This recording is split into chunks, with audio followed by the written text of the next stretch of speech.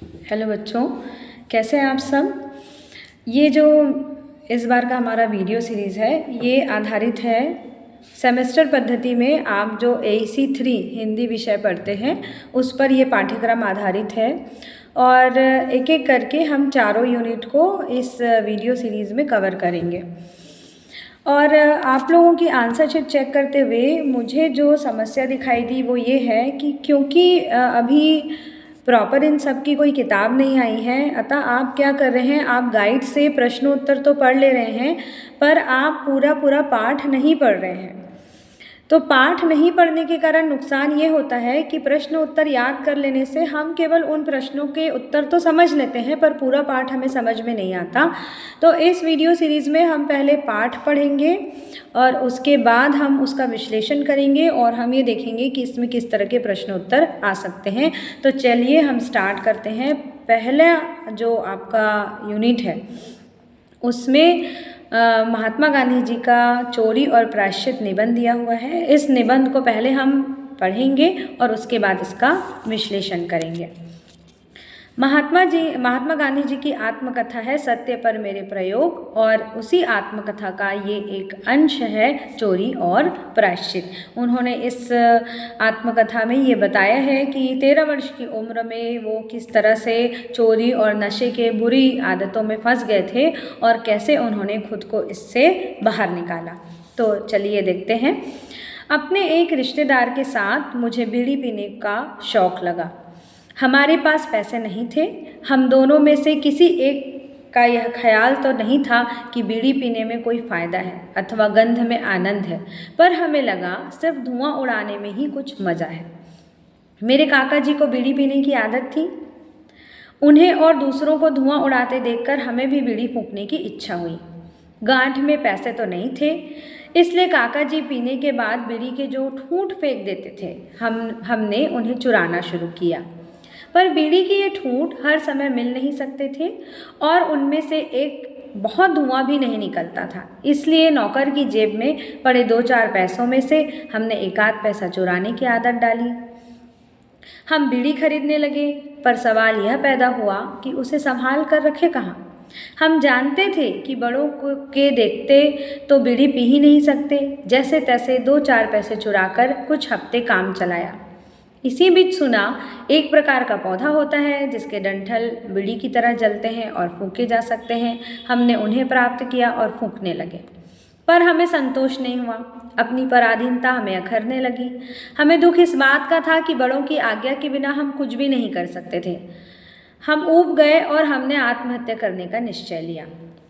पर आत्महत्या कैसे करें, जहर कौन दे। हमने सुना कि धतूरे के बीज खाने से मृत्यु होती है। हम जंगल में जाकर बीज ले आए। शाम का समय तय किया। केदारनाथ जी के मंदिर की दीपमाला में घी चढ़ाया, दर्शन किए और एकांत खोज लिया। पर जहर खाने की हिम्मत न हुई। अगर तुरंत ही मृत्यु न हुई तो क्या होगा, मरने से लाभ क्या। क्यों ना पराधीनता ही सह ली जाए। फिर भी 2-4 बीज खाए, अधिक खाने की हिम्मत ही ना पड़ी। दोनों मौत से डरे और यह निश्चय किया कि राम जी के मंदिर जाकर दर्शन करके शांत हो जाएं और आत्महत्या की बात भूल जाएं। मेरी समझ में आया कि आत्महत्या का विचार करना सरल है, आत्महत्या करना सरल नहीं है। इसलिए कोई आत्महत्या करने का धमकी देता है तो मुझ पर उसका बहुत कम असर होता है, अथवा यह कहना ठीक होगा कि कोई असर ही नहीं होता। आत्महत्या के इस विचार का परिणाम यह हुआ कि हम दोनों जूठी बीड़ी चुराकर पीने की और नौकर के पैसे चुराकर पैसे से बीड़ी खरीदने और फूंकने की आदत भूल गए। फिर कभी बड़ेपन में पीने की कभी इच्छा नहीं हुई। मैंने हमेशा यह माना कि यह आदत जंगली, गंदी और हानिकारक है। दुनिया में बीड़ी का इतना ज़बरदस्त शौक़ क्यों है, इसे मैं कभी समझ नहीं सका हूँ। रेलगाड़ी के जिस डिब्बे में बहुत बीड़ी पी जाती है वहाँ बैठना मेरे लिए मुश्किल हो जाता है और धुएं से मेरा दम घुटने लगता है। बीड़ी के ठूंठ चुराने और इसी सिलसिले में नौकर के पैसे चुराने के दोष की तुलना में मुझसे चोरी हुई।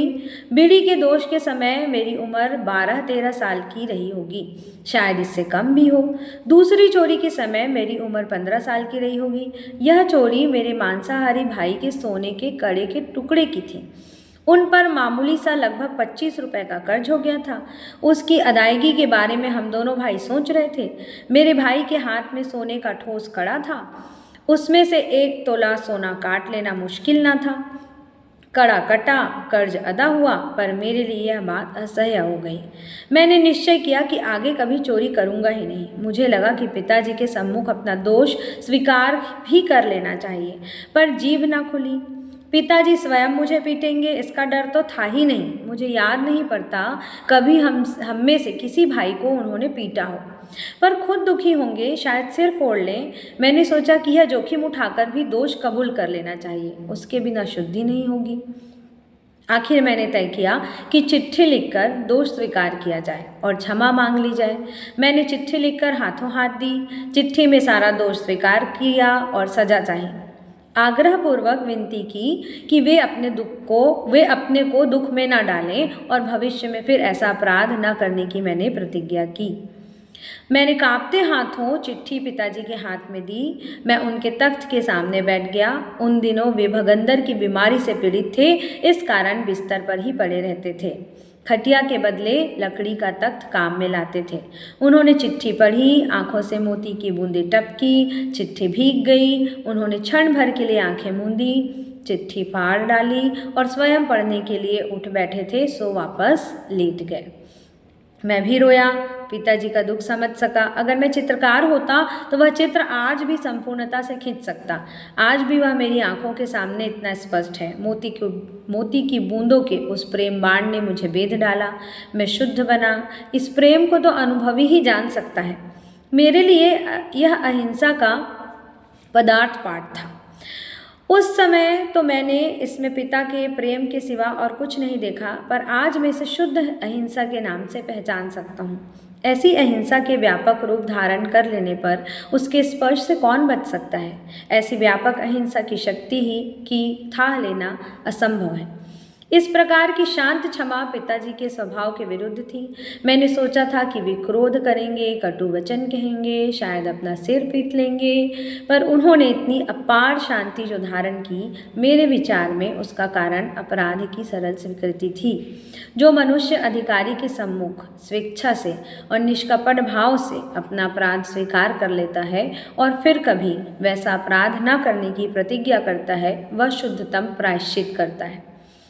मैं जानता हूँ कि मेरी स्वीकृति से पिताजी मेरे विषय में निर्भय और उनका महान प्रेम और भी बढ़ गया। तो ये रही महात्मा गांधी जी की आत्मकथा का एक अंश, चोरी और प्रायश्चित। अब बच्चों, इस कहानी से हमें क्या शिक्षा मिलती है? इस कहानी से हमें शिक्षा मिलती है कि हमें ना तो चोरी करना चाहिए और ना ही हमें कोई ऐसा व्यसन अपनाना चाहिए, ऐसे किसी नशे के में आगे बढ़ जाना चाहिए जो हमारे जीवन को खराब कर सकता है। मैं जो इस कहानी से आपको ये शिक्षा जो प्राप्त होती, मुझे 2-3 चीज़ें और ऐसे समझ में आती कि पहला, एक तो आपको कोई गलत काम नहीं करना है। अंतरात्मा से जो चीज़, जब भी आप कोई गलत काम करते हैं, आपको कोई मना नहीं करेगा, क्योंकि उस समय आपको कोई देख रहा नहीं होता, पर आपके अंदर से ये भाव जागृत होते हैं कि ये मत करो। हमारी अंतरात्मा हमारा सच्चा मित्र है, वो हमें ज़रूर कहता है कि आप मत करो। पर जब भी आप कोई काम करते हो तो अपने अंदर की आवाज़ को आप ज़रूर महसूस करो। पर फिर भी हम मनुष्य हैं, अगर हमसे कोई गलती हो जाती है तो प्रायश्चित कर लेना और प्रायश्चित करने के बाद दोबारा उसे न करने की प्रतिज्ञा कर लेना ही शुद्ध अहिंसा है। ऐसा गांधी जी ने आपको बताया इस कहानी के माध्यम से। तो देखिए बच्चों, हमारे साथ क्या होता है कि हमें घर में छोटी छोटी चीज़ों में डांट पड़ती है। आपके साथ ऐसा होता है कि आपको घरों में छोटी छोटी चीज़ों में डांट पड़ती रहती है। इससे क्या होता है, हमें लगता है कि एक छोटा सामान हमने गिरा दिया तो हमें डांट पड़ गई, दूध का गिलास गिर गया तो हमें बहुत डांट पड़ गई, हमने टॉवेल जगह में नहीं रखा तो हमें बहुत डांट पड़ती, जूता हमने इधर उधर फेंक दिया तो हमें बहुत डांट पड़ती है। तो ऐसे धीरे धीरे हम क्या करते हैं, अपने पेरेंट्स से अपने घर में बातों को बताना छोड़ देते हैं।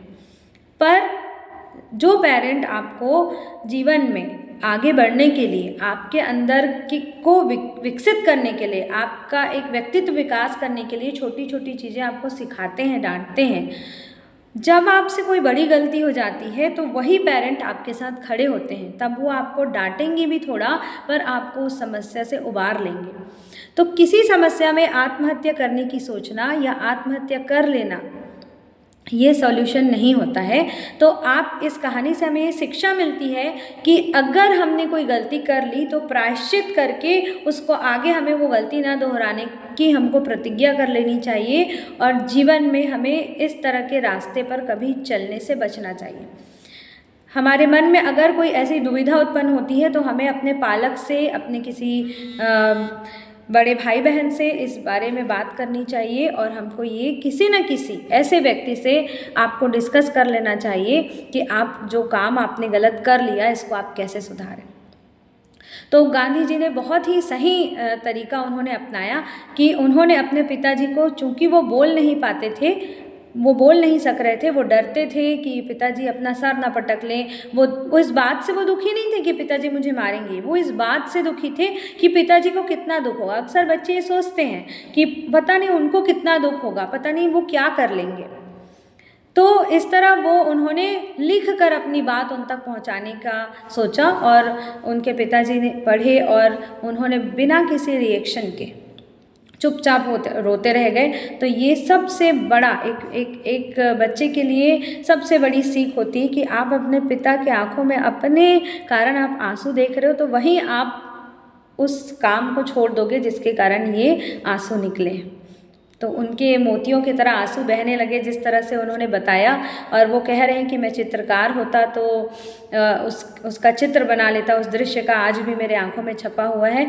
तो ऐसा किसी तरह का कोई व्यसन, कोई चोरी, कोई ऐसी किसी तरह का हिंसा ना करें। हिंसा का मतलब केवल किसी को मार देना, किसी को चोट पहुंचाना नहीं होता। हिंसा का मतलब होता है ऐसा कोई भी काम जो समाज के लिए, जो किसी दूसरे व्यक्ति के लिए नुकसानदायक है। किसी की ज़मीन हड़प लेना, किसी का कुप्रचार करना, समाज में किसी का व्यक्तित्व खराब करना, किसी का नाम खराब करना, किसी की चीज़ छीन लेना भी हिंसा है। तो इस तरह से ये पाठ हमें शिक्षा देती है कि हमें गलत रास्ते पर नहीं चलना चाहिए, और अगर हमसे कोई गलती हो भी जाती है तो हमें अपने पालकों को बताकर, हमें अपने पेरेंट को बताकर उस गलत रास्ते को वहीं ख़त्म कर देना है, और जीवन में आगे बढ़ के हमें ये सीख लेनी है। अपने पीछे किए हुए गलत काम से हमें ये सीख लेनी है कि गलत काम करने से हम केवल परेशानी में फंसते हैं। एक तो हम मेंटली भी डिस्टर्ब हो जाते हैं, हमारा काम दूसरी चीज़ों में नहीं लगता, हमारा ग्रोथ रुक जाता है, हमारा विकास नहीं हो पाता। तो इस तरह से ये कहानी हमें शिक्षा देती है कि एक तो आपको गलत काम नहीं करना है, और दूसरा अगर आपसे कोई गलती हो जाती है तो आपको उसका अपने पेरेंट्स को ज़रूर बताना है, ताकि आपका उस समस्या का हल निकल सके। ये तो रही शिक्षा इस कहानी से। और दूसरी, इस कहानी में, इस निबंध में किस तरह के प्रश्न आपको पूछे जाएंगे। तो देखिए, इसका पहले तो सारांश पूछा जाएगा कि चोरी और प्रायश्चित निबंध का सारांश लिखिए। तो इसका सारांश क्या है? कुछ शॉर्ट क्वेश्चंस आते हैं, उसमें ये पूछा जाता है कि गांधी जी ने नशे करने के लिए कौन कौन सी चीज़ें अपनाई थी, कौन कौन सी बुराइयां अपनाई थी। या फिर दूसरा क्वेश्चन ये पूछा जाता है कि गांधी जी ने प्रायश्चित के लिए कौन सा तरीका अपनाया था। और कुछ वस्तुनिष्ठ प्रश्न पूछे जाते हैं जिसमें महात्मा गांधी की जीवनी आपको पढ़नी पड़ेगी। जीवनी मैंने इसलिए आपको पाठ के शुरू में नहीं बताया क्योंकि महात्मा गांधी के व्यक्तित्व और कृतित्व से आप सभी परिचित हैं, तो उनकी जीवनी आप आराम से लिख सकते हैं। तो उनकी जीवनी के बारे में, उनका जन्म कब हुआ या उनके माता पिता का नाम क्या था, ऐसे वस्तुनिष्ठ प्रश्न भी इस पाठ से पूछे जाते हैं। और किसी भी कहानी से दो तरह के ही प्रश्न आपको आते हैं। एक तो उनका सारांश लिखने आता है, दूसरा इस कहानी से समाज को क्या शिक्षा मिलती है, या इस कहानी से आपको क्या शिक्षा मिलती है, आपने क्या सीखा इससे। तो ये रहा आपका चोरी और प्रायश्चित पाठ को पढ़ना बहुत ज़रूरी होता है। केवल प्रश्नों के उत्तर पढ़ लेने से हमें पाठ समझ में नहीं आता। तो आप ये वीडियो ज़रूर देखिए, आप इसको पढ़िए, और अगर आपको अच्छा लगे तो आप इसको आगे भी अपने दोस्तों को भेजिए ताकि उनको आसानी हो। चूँकि कोई किताब नहीं है जिसमें एक जगह आपको मिल सके अभी, तो नेट से सर्च करके भी आप पढ़ सकते हैं ये सारे मटेरियल जो आपके सिलेबस में दिया हुआ है।